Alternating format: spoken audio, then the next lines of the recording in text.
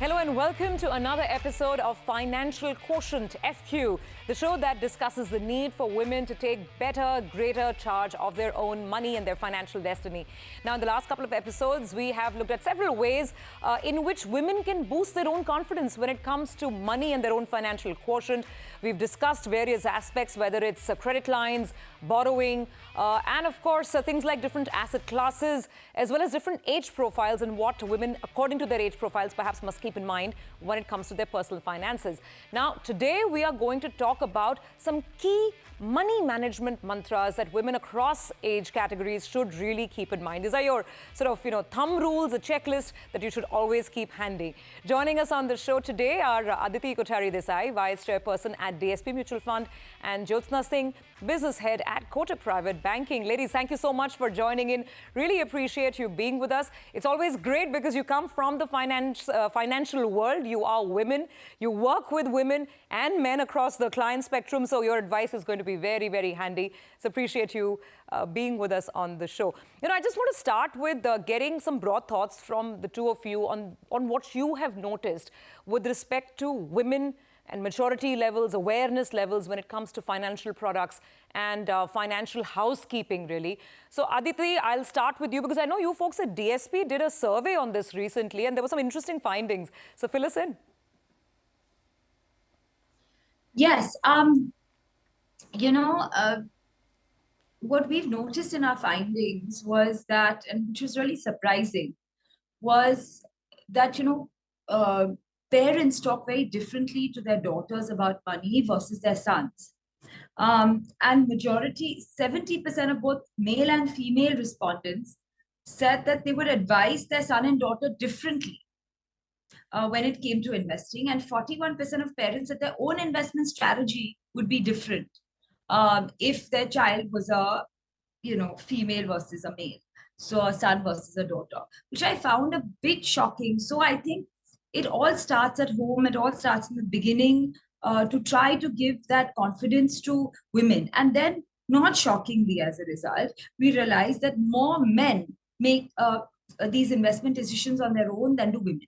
So it was some 65% for men and 44% for women. But frankly, I don't even believe that, because when you look at the total number of women in the mutual fund area, it's roughly, and it's around 20%.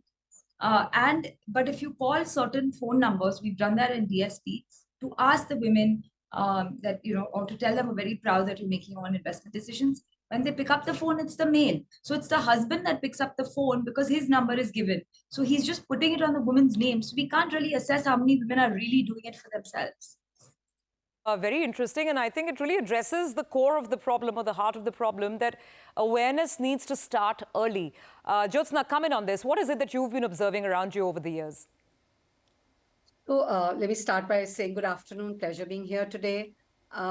Clearly, I think what Aditi said is pretty much bang on, and those are the observations that we have too. Having said that, I'd say that the good news is that things are changing, and things are changing fast. I guess it's also to do with, a lot more further education that's happening as far as women goes. And that, of course, adds to the awareness and the fact that more and more women are joining the workforce.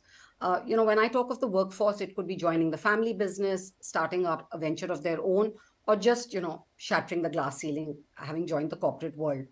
So I think that is something that we're observing. In fact, I'd say at Kotak Private Banking, we've also seen more women sign up as clients over the past few years. And for the remaining families, of course, women are now wanting to be involved as part of the decision making. They want to know what's happening. Interestingly, they not only want to know what's happening as far as financial decisions, etc., go on matters related to money management, but even beyond that in terms of succession planning, etc. So clearly we are seeing a trend. Might I also add that, this trend is cutting across both geographies and generations. What do I mean by that? So we're seeing this change in not only the metros, but I'd say even in the tier 2, tier 3 cities. And also, of course, when you look at the next gen and compare it to, the other generation, the older generation, things are very different over there. So I'd say definitely an improvement and a positive trend. Okay, that's heartening to know, actually, and it's important to also acknowledge that it's not all gloom. There is a silver lining, and that women are beginning to perhaps, be willing to take greater ownership. Let's take a step back before we come to the recipe or that checklist that we women need to keep in mind. It'll be great if you ladies reiterate the importance of why we need to sort of lift ourselves up when it comes to personal finance and women. We keep reiterating that on our personal finance shows, but you're practitioners with years and years and decades of experience. So Aditi, let me toss it to you. Why is it important that women start changing the status quo? Because more women, as Jyotsna said, are earning money. It's your money, you need to invest it. So don't give the reins to someone else. Two, I feel, fortunately, unfortunately, however you want to put it, or sadly, divorce rates are increasing. And divorce rates are increasing, and so women cannot rely on their husbands that maybe like they did earlier to help them with their own investments. So they need to be more independent. Also, women outlive men. Okay, so women are then going to be on their own to make their own investment decisions eventually at some point in their lives. Fidelity, a survey in America, said 95% probability of a woman having to do that at some point in her life. Also, today, life insurance has really penetrated, and so they could be the beneficiary of that. Also, women are inheriting money. It's not just like the son of the family that is getting the money. Women are inheriting money. It may not yet be equal, but they are getting something in their name. So it's their money. They need to know how to invest it. And the last reason I tell people, which is getting very important, that if you're in a marriage, doesn't mean you don't discuss it, doesn't mean you hide something from your partner. But if you let your partner make the decisions, whether the man allows the woman or the woman allows the man, I think it could lead to unrest at some point if your risk profiles are different. The man may say the market falls, I'll put more money, even more money. The woman doesn't want, she's nervous when the market falls, she doesn't want to put more money, and it's her hard-earned money. So there should be two separate pools of investment according to your risk profile if it is your money that you have earned or inherited. And I think that will make for a happier marriage. I think those are some very, very important points that are not perhaps discussed as often, Aditi. And I'm glad you're bringing that up, because a lot of this is still under the surface, underneath the surface. Society is changing, and the approach to money needs to change with it. So very happy that you're highlighting that. Jyotsna, come in on this and tell us the trends that you notice, because you and your entire team deals with, of course, very high net worth clients, the private banking clients, versus, say, I mean, I don't know what feedback you may be picking up from the retail wealth teams. Is there a difference in terms of which strata you come from that perhaps plays out with respect to how women across the economic strata are looking at money? Not really. That's an interesting question you asked, but I would say the strata doesn't play such an important role. It could in some cases, but I wouldn't want to define it on the basis of strata, because you will find women coming from, say, the middle strata of society, etc., middle class, being far more independent than maybe in some cases women who are coming from the ultra HNI or HNI families, etc. So I think it's more to do with the fact that it's high time things change. And I think the only constant thing in life is change. And why not this? Women are today so much more independent than they were earlier. We all know that.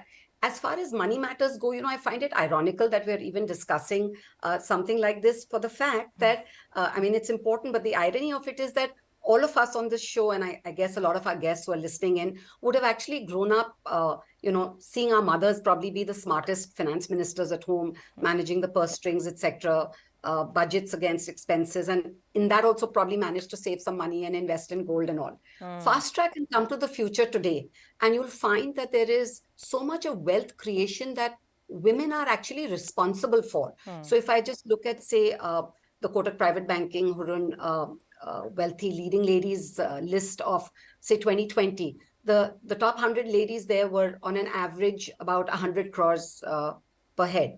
Whereas exactly a year later in the 21 list, that figure average was about 300 crores. Wow. So you see 3x in about a year's time. Now, the point is that here are women actually creating wealth and such significant pots of wealth. Yet, even in the case of these women, very often you'll find that they will shy away from managing the finances themselves. They may be very involved in the running of the business, etc. And that's the point that I was trying to make, that I don't think it's necessarily to do with what strata of society you come from, but it's to do with a host of other factors. And I think, again, Aditi had mentioned a few things which are extremely relevant. So I think there is absolutely no manner of doubt that women today have to address the elephant in the room, which is money management, and it cannot be brushed under the carpet anymore. Absolutely, well said, both of you. So before we get down to the checklist that we all need to keep in mind, let's address another elephant in the room, which really is the sheer amount of complexity. With every passing year, complexity in the world of money and finance only increases. Products, high decibel, high noise promotions, and whether you want to buy this insurance or that fund or an ETF, before you can learn one thing, there are 10 new things in the market. And maybe that's something that kind of keeps women away as well. How can the industry address it, and how can we women investors address it and not let it get to us, really? Aditi, you want to go first? So, I do feel that things are complicated. I'm not going to say, I'm always correcting people in my own office saying, don't use those words. Don't even use SIP. Use even a systematic investment plan. How can I make it easier to even explain that very word? Let's stop using acronyms. Hashtag stop using acronyms. And I'm not only saying that for women. I'm talking about all beginner investors. We want everyone to be an investor in India. Okay, and we have to encourage them to be investors. You think women are scared? I would say a lot of men are also scared in the beginning. We feel the men are better investors. That's not true. They, and maybe men in the finance world find it a little easier. But I've met men artists and men craftsmen and architects and doctors that also could find it intimidating, because this is not their world. Yeah. We need to make it easy for everyone, and women are no exception there. Sure. So I don't want to think of women as being not as smart as men. They are. Let me tell you, I went to a co-ed school, and that's not true. So women have to learn at the same level. Let's make it easy for everyone. Sure. Take out the jargon. Let's explain things in an easier way. Let's not make our articles very lengthy. Yeah. Let's not try to add big fat words, in our, even where English is concerned. We don't need high level English in our articles. No, absolutely. Aditi, okay. Absolutely. I take your point that simplicity should be for everyone, and why just women alone? Absolutely. That's not what I was driving at. But I think one thing that came out of our earlier episodes, earlier discussions, we had Miss Arundhati Bhattacharya on one of the chats as well. And I think the common thought was that given the multiple roles that women have to juggle with, maybe a man can come back from work, has like 3 hours to spend looking at a portfolio, looking at a new product in the market. But the woman, just by sheer nature of how we still live our lives, is probably juggling 3 other roles at the same time. And therefore, maybe the challenge only increases. Jyotsna, quickly, your thoughts on this? And then we'll take a break and come back with our action plan. So I'd say a couple of things that keep women away from the F word. And I'm only referring to financials, all things financial, please. One, of course, is that I think we probably make it out to be far more complex than it really needs to be. And I would agree with Aditi's point that, the use of jargons and so on and so forth. And to that extent, we as industry participants are probably, also responsible for having created this sort of fear psychosis a little bit. But on the other hand, I think it's equally important for women themselves to realize that they don't really need to be a PhD or a super specialist. And the point that neither do men for that matter. There are domain experts to do the heavy lifting. Let them do the heavy lifting. And in fact, in addition to people, there are today so many tools and platforms, etc., available.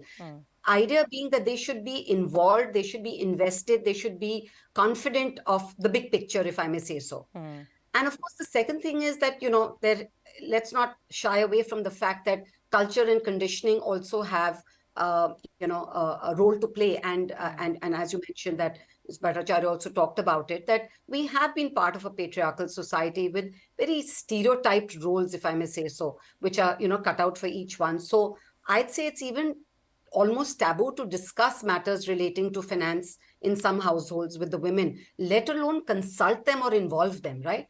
So, I think those would be primary reasons for why it is perceived to be so complex. I agree, it is complex. But, I'm just saying that, like I said, they don't need to get into the complexity Sure. part of it. Clearly need to have some sense of what's going on. Sure. I mean, I know as a person who's been in financial media for the better part of my life, it's not rocket science. As long as we put our brains to it, spend some time understanding the basics, I guess it can be done. Get the basics right. That's all we ask. Okay. Let's take a very quick break. We do have to keep time. Aditi, I'm going to come back to you to complete that point after the break, and then we'll get to the action plan. What should women be doing when it comes to their financial quotient?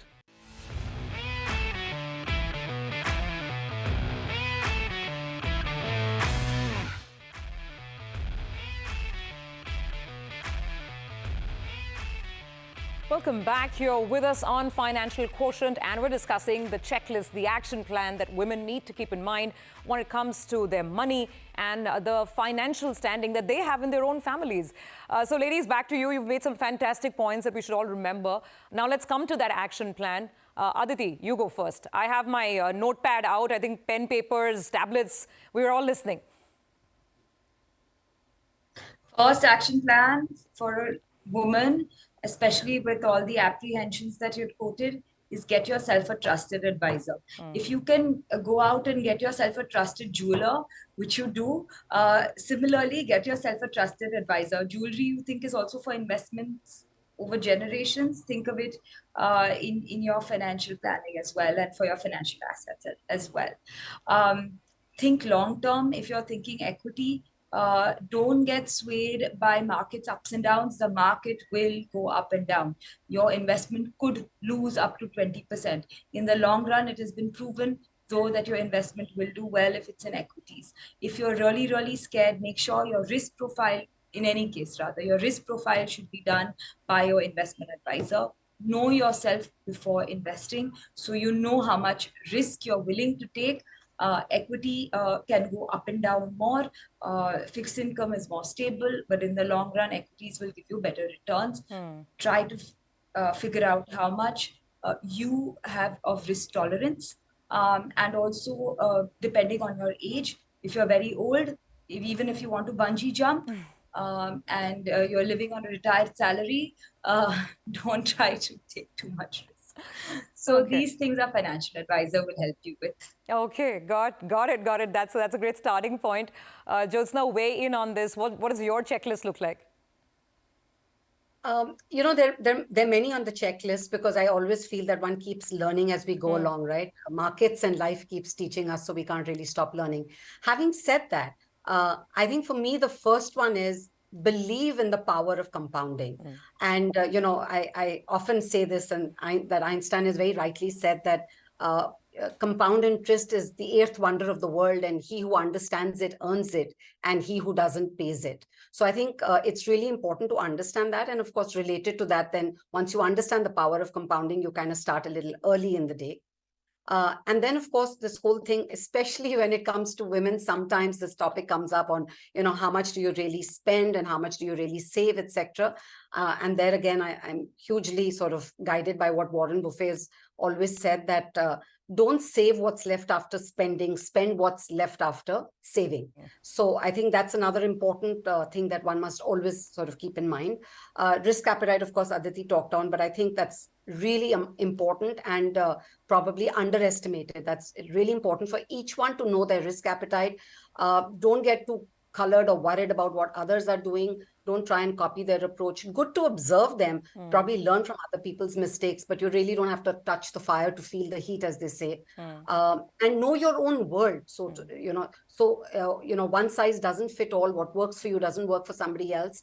And of course, we've all grown up hearing the tale of how Lord Ganesha got into a race with his brother Kartikeya, right? And, Kartikeya sort of went around the world and Lord Ganesha just went around his parents 3 times and he won the race. So knowing your own world is you have to be honest to yourself. That's really important. I'd say asset allocation, hugely underestimated. 2 simple words, asset allocation. And the power of this is such, in fact, there's a lot of global studies that evidence the fact that when you really look at a contribution analysis, there I go using jargon again. I'm sorry. When you really look at it and say that, what contributed to the return, more than 90% plus of the times, it is actually the discipline of sticking to asset allocation. Sure. 2 simple words, but hand on heart, really difficult to adhere to. And again, linked to that, I'd say, the portfolio approach, don't put all your eggs in one basket. Pretty simple, like you said, no rocket science there at all. And for me, I think I would say the SIP. And when I say SIP, I'm not referring to the mutual fund kind of SIP, but I'm saying stay invested patiently. See, once you know what your financial goals are, you know what your time horizon is, etc. You make what you believe to be the right set of investments along with, advice from whoever you trust. Then after that, don't get too caught up in the headlines. I'm not saying ignore what's happening around you, but really, cut out the noise to the extent possible. Stay invested. And I think, again, Leo Tolstoy in his book, War and Peace, has beautifully said this, that the 2 most powerful warriors are patience and time. And I'm a huge believer of that. So those would be some of my favorite mantras. I think that's really, really helpful. You both have put out some amazing thoughts, very simple thoughts, and ones that are actionable. I think everybody can take something, if not everything, away from that. So really appreciate you joining in today, taking out the time and helping drive home the message that all of us women perhaps need to listen to and need to remember. Really appreciate you being on the show today, Aditi, as well as Jyotsna. Well, with that, it's a wrap on this edition of Financial Quotient. We'll see you again next week.